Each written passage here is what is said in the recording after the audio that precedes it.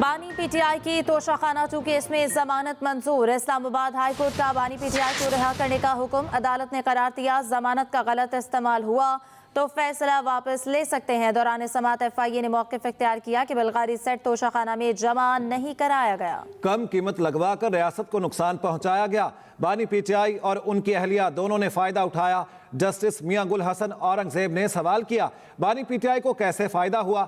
FIA prosecutor ने कहा, जब बीवी को फायदा मिला तो शोहर का भी फायदा हुआ। जस्टिस मियां गुल हसन औरंगजेब ने कहा, ओ पुलिस, मेरी बीवी की चीजें मेरी नहीं हैं। अहम खबर है, आपको अपडेट करेंगे इस बारे में। बानी पीटीआई की तोशाखाना 2 केस में जमानत मंजूर कर ली गई। इस्लामाबाद हाई कोर्ट का बानी पीटीआई को रिहा करने का हुक्म। अदालत ने इस मामले में करार दिया जमानत का गलत इस्तेमाल हुआ तो फैसला वापस ले सकते हैं। दौरान समाअत FIA ने मौक़िफ़ इख्तियार किया। बुल्गारी सेट तोशाखाना में जमा नहीं कराया गया। कम कीमत लगवाकर रियासत को नुकसान पहुंचाया गया। बानी पीटीआई और उनकी अहलिया दोनों ने फायदा उठाया। जस्टिस मियां गुल हसन औरंगजेब ने सवाल किया, बानी पीटीआई को कैसे फायदा हुआ? बानी पीटीआई की रिहाई का अभी कोई इम्कान नहीं। वफाकी वज़ीर इत्तलात अता तारिक का रद्द-ए-अमल। कहा, अभी 9 मई के 8 मुकदमात में जमानत नहीं हुई। तोशाखाना 2 में जमानत हुई, मुकदमा अभी चल रहा है। मुकदमे के लिए बहुत से शवाहिद हैं। केस आगे बढ़ेगा तो जमानत खत्म भी हो सकती है। मुज़ाकरात हुए भी तो पीटीआई के पुरअमन रहने की कौन जमानत देगा? 24 नवंबर को पीटीआई का एहतजाज का ऐलान। जमान पाक और बनी गाला की लड़ाई है। यह एहतजाज नंद और भावच की लड़ाई है। पीटीआई ने धरना देना है तो अपने सूबे में दे। सीनियर वजीर पंजाब मरियम औरंगजेब का कहना है, आज फिर मुआशी तरक्की को सबूताज करने की कोशिश हो रही है। धरना देना है तो आप धरना अपने सूबे में दें। आपने प्रोटेस्ट करना है तो आप अपने सूबे में प्रोटेस्ट करें। 24 का एहतजाज जमान पाक और बनी गाला की लड़ाई है। ये घर में भावज और नंद की लड़ाई है। ये घर का फसाद जहाद बना दी। जहाद दहशत गर्दों के खिलाफ किया जाता है। जहाद रियासत की सालमियत अगर खतरे में हो तो जहाद किया जाता है। आप रियासत के ऊपर हमला आवर हैं क्योंकि बनी गाला की जमान पाक से नहीं बन रही। चलते मंसूबे बंद करके मुल्क को बेकारी बना दी। सबसे ज्यादा कर्जे लिए। कोई सवाल पूछेगा?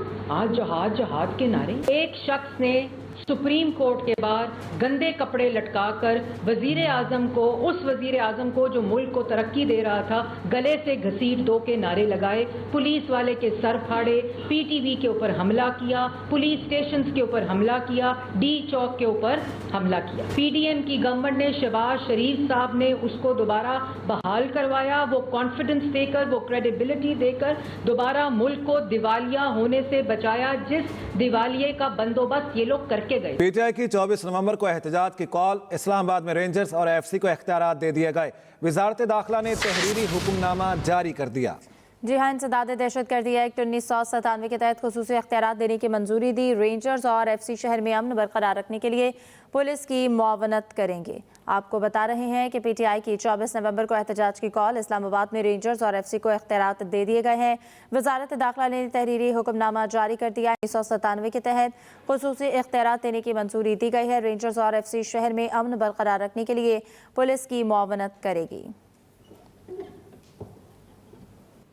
अभी आपको बताते हैं, वज़ीर आला पंजाब मरियम नवाज शरीफ ने चीफ मिनिस्टर लैपटॉप और होनहार स्कॉलरशिप प्रोग्राम के तहत तलबा को 90 दिन में लैपटॉप देने का हदफ मुकर्रर कर दिया है। वज़ीर आला पंजाब मरियम नवाज की ज़ेर सदारत इजलास में ब्रीफिंग में बताया गया, होनहार स्कॉलरशिप प्रोग्राम के तहत 18,000 तालिबात को वज़ाइफ मिलेंगे। 4 से 5 साल तक तलबा को मुकम्मल ट्यूशन फीस होनहार स्कॉलरशिप के तहत अदा की जाएगी। होनहार स्कॉलरशिप के लिए 68,000 से ज़ायद दरख्वास्तें मौसूल हुई, जिनमें से 34,000 से ज़ायद दरख्वास्तों की तस्दीक मुकम्मल कर ली गई है। इजलास में बताया गया कि तलबा को जदीद तरीन कोर i7 13 जनरेशन लैपटॉप दिए जाएंगे। वज़ीर आला ने मैट्रिक और FC के पोजीशन होल्डर तलबा को लैपटॉप देने की हिदायत भी की है। सिंध भर में 8 दिसंबर को MD कैट टेस्ट 2024 दोबारा होगा। सीवा टेस्टिंग सर्विस के मुताबिक MD कैट कराची, हैदराबाद, मीरपुर खास, शहीद, बेनज़ीराबाद, लाड़काना और सखर में होंगे। STS के मुताबिक उम्मीदवार को एडमिट स्लिप या असल दस्तावेजात के बगैर टेस्ट की इजाज़त नहीं होगी। उम्मीदवारों को एडमिट स्लिप्स जल्द जारी की जाएंगी। उम्मीदवार वक्तन फवक्तन STS की वेबसाइट मुलाहिजा करें।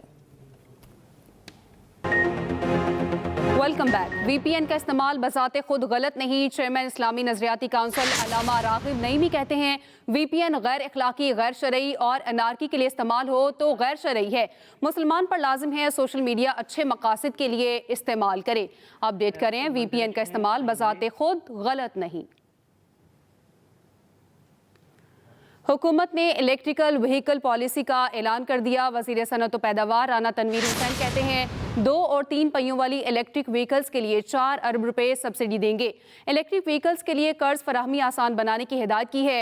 इलेक्ट्रिक गाड़ियों से फ़ज़ाई आलूदगी पर काबू पाने में मदद मिलेगी। भारत की हठधर्मी बरकरार। चैंपियंस ट्रॉफी के शेड्यूल का ऐलान खटाई में पड़ गया। भारत हाइब्रिड मॉडल के लिए बैकडोर कोशिशों से बाज न आया। इंटरनेशनल क्रिकेट काउंसिल की भारत के बगैर इवेंट से हिचकिचाहट। इंडियन मीडिया के मुताबिक ICC की पाकिस्तान को हाइब्रिड मॉडल पर रजामंद करने की कोशिश। PCB की जानिब से ऐसी खबरों की सख्त तरदीद। अहम खबर है, आपको अपडेट करेंगे इस बारे में। भारत की हठधर्मी बरकरार है।